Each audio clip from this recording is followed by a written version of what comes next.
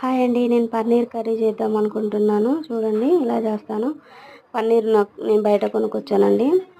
చూడండి, పీసెస్గా కట్ చేసుకున్న పన్నీర్ని మరి పెద్దగా చిన్నగా కాకుండా మీడియం సైజులో కట్ చేసుకున్నాను. మొత్తం అలా కట్ చేసుకొని పక్కన పెట్టుకున్నాను. వేరే బౌల్ తీసుకొని అందులో 2 టేబుల్ స్పూన్ కారం, 1 spoon salt, 1 spoon garam masala, 1 spoon ధనియాల పొడి వేసి అవి మిక్స్ చేశాను. ఈ పన్నీర్ ముక్కలకి పట్టించాలండి ఆ మసాలా అంతా. చూడండి చక్కగా మిక్స్ అయిపోయింది. ఈలోపు ఆనియన్, టమాటా కట్ చేసి పక్కన పెట్టుకున్నాను.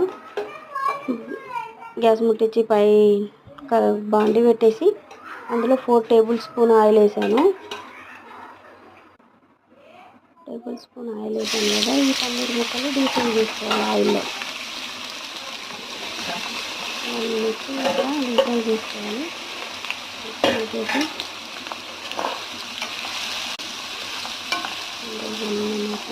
చక్కగా ఫ్రై అవుతుంది. కొంచెం ఫ్రై అయిపోయి పక్కన పెట్టుకోవాలి పన్నీరు.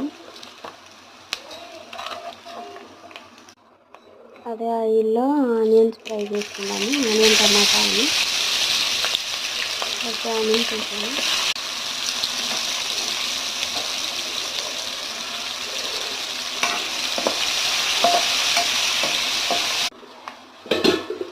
కొంచెం ఫ్రై అయింది.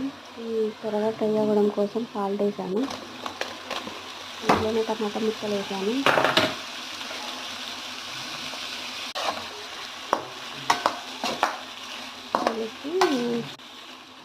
మూత పెట్టి 1 మినిట్ దాకా ఉడికించాను. చూడండి 1 మినిట్లో ఎంత టమాటా సాస్ అయిపోయింది. కూడా మెత్తగా ఉడికిపోయింది. ఇవి మిక్సీ వేసుకోవడమే. చల్లారిన తర్వాత 4 జీడిపప్పులు వేసాను. అందులో 4 కాయలు వేసి బిర్యానీ లవంగా, దాల్చిన చెక్క వేసి మిక్సీ పట్టిన మిశ్రమం అందులో వేసాను. అందులో అల్లం చిల్లుల్లి పేస్టు, కరివేపాకు, పసుపు, కారం వేసి ఫ్రై చేసుకున్నానండి.